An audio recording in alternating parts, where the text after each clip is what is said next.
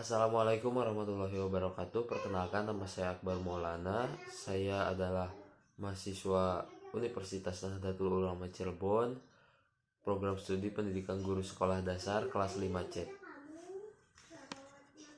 Di sini saya akan menjelaskan mengenai pengertian manajemen kelas, pengertian pendekatan manajemen kelas, tujuan pendekatan manajemen kelas, serta jenis-jenis pendekatan manajemen kelas sebagai tugas UAS mata kuliah manajemen kelas. Mungkin langsung saja. Yang pertama itu, apa sih manajemen kelas itu gitu. Manajemen kelas merupakan serangkaian perilaku guru dalam upaya menciptakan dan memelihara kondisi kelas yang memungkinkan peserta didik mencapai tujuan belajar secara efisien atau memungkinkan peserta didik belajar dengan baik. Itu merupakan pengertian dari manajemen kelas. Lalu selain daripada manajemen kelas, ada juga yang disebut pendekatan manajemen kelas. Nah, apalagi nih pendekatan manajemen kelas. Jadi, pendekatan manajemen kelas itu dapat diartikan sebagai cara pandang seorang guru dalam mengelola kelas.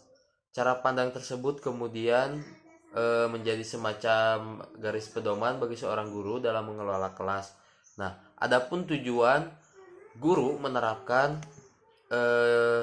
yang namanya pendekatan kelas. Nah, menurut Al-Husna 2014, tujuan guru menerapkan pendekatan manajemen kelas itu ada 4. Yang pertama, mewujudkan situasi dan kondisi kelas. 2. Menghilangkan berbagai hambatan yang dapat menghalangi terwujudnya interaksi belajar mengajar. Yang ketiga, menyediakan dan mengatur fasilitas serta belajar yang mendukung peserta didik. Yang keempat, membina dan membimbing sesuai dengan latar belakang sosial, ekonomi, serta budaya dan sifat-sifat dari siswa tersebut sebagai individu masing-masing. Selanjutnya ada jenis-jenis pendekatan manajemen kelas. Di sini ada 10 pendekatan manajemen kelas. Yang pertama itu pendekatan pengubahan tingkah laku. Nah, prinsip utama yang mendasari pendekatan perilaku ini adalah merupakan hasil proses belajar.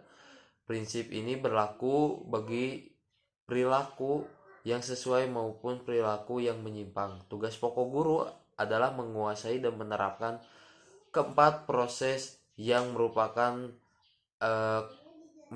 pengontrol tingkah laku manusia. Yang pertama itu penguatan positif, seperti pemberian pujian berupa ungkapan. Yang kedua itu penghukuman. Yang ketiga penghilangan. Yang keempat penguatan negatif. Nah, berupa peniadaan tingkah laku yang tidak disukai. Yang kedua, ada yang disebut pendekatan otoriter. Pendekatan ini menempatkan guru dalam peranan menciptakan dan memelihara ketertiban di kelas dengan menggunakan strategi pengendalian seperti menjalankan peraturan dan hukuman. Yang ketiga, pendekatan intimidasi. Pendekatan intimidasi adalah pendekatan yang memandang manajemen kelas sebagai proses pengendalian perilaku peserta didik. Nah, bentuk-bentuk intimidasi itu seperti hukuman yang kasar, ejekan, hinaan, paksaan, dan ancaman, atau mungkin yang lainnya juga. Lalu selanjutnya yang keempat, pendekatan permisif. Pendekatan permisif adalah pendekatan yang menekankan perlunya memaksimalkan kebebasan siswa.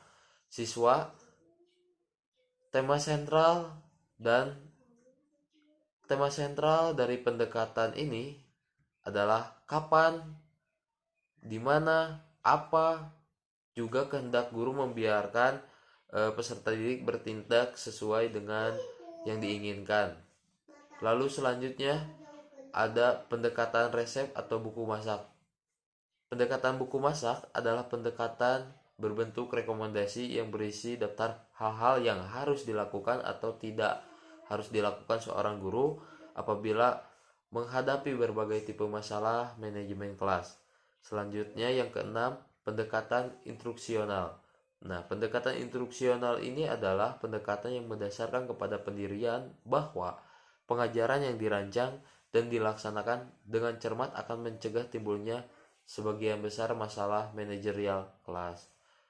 Yang ketujuh, pendekatan iklim sosioemosional. Nah, pendekatan ini dalam manajemen kelas berakar dari psikologi, penyuluhan, klinikal, dan karena itu memberikan arti yang sangat penting pada hubungan antar pribadi kelas maupun antar pribadi siswa dengan siswa ataupun pribadi siswa dengan guru. Yang kedelapan, pendekatan proses kelompok. Premis utama yang mendasari pendekatan proses kelompok didasarkan pada kehidupan sekolah berlangsung dalam lingkungan kelompok, yakni kelompok kelas. Yang kesembilan, pendekatan ekletik, yaitu kemampuan guru memilih strategi manajemen kelas yang sangat tergantung pada kemampuan menganalisis masalah manajemen kelas yang dihadapi. Lalu yang terakhir, yang ke-10, pendekatan analitik. Nah, pendekatan analitik pluralistik merupakan pemilihan di antara berbagai strategi manajemen kelas. Nah, suatu atau beberapa strategi mempunyai kemungkinan menciptakan dan menampung kondisi yang memberikan kemudahan kepada pembelajaran yang efektif dan efisien. Guru bebas mempertimbangkan semua strategi yang mungkin efektif.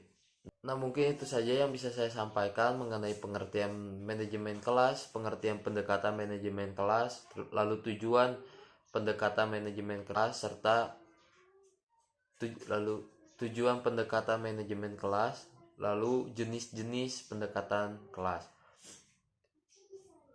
Terima kasih atas perhatiannya.